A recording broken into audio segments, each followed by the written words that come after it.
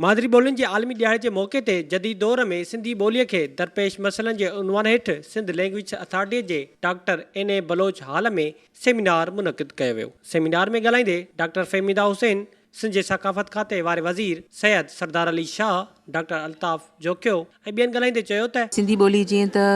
हिकु क़दीम ॿोली आहे ऐं उन में लोन वर्ड्स जेके चवंदा आहियूं ॿियनि ॿोलियुनि खां उधारा वरितल लफ़्ज़ कोन्हनि, हुन जी पंहिंजी हिकिड़ो ओरिजिनल हिकिड़ी ख़ालिसपणो आहे। त इहो ई सबबु आहे हिन ॿोलीअ जी बका जो त हिन ते का ॿी ॿोली हावी थी न सघी आहे। तोड़े जो उर्दू क़ौमी ज़बान आहे ऐं सरकारी तौर ते लिखत वारी ज़बान अंग्रेज़ी आहे, पर उन जे बावजूद बि मां सम्झां थी त सिंधी ॿोलीअ खे जेके बि मौजूदा दौर में दरपेश मसइला आहिनि, इन्हनि खे सिंधी माण्हू पाण इनफ़रादी ज़िमेदारी खे महसूसु कंदे मुंहुं ॾेई सघे थो। जेके इंडिजिनस ॿोलियूं आहिनि हिन ख़िते जूं,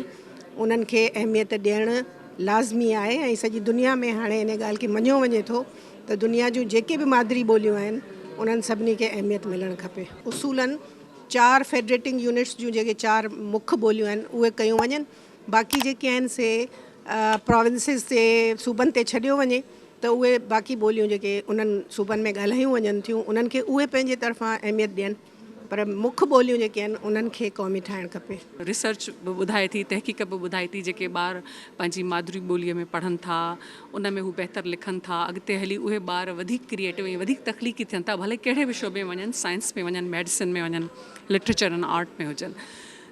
सो हिकिड़ो त इहो, ॿियो ऐं इहो चवां थी पई त असांजो हाणे इहो फ़र्ज़ु आहे जॾहिं असां हींअर स्कूलनि में बि प्राइवेट जेके ख़ानगी स्कूल आहिनि उन्हनि में बि असां कोशिशि कई आहे त सिंधी ॿोली पढ़ाई वञे। उते इहा हिकिड़ी कोशिशि कई वञे त इम्तिहान वरितो वञे ॿारनि खां,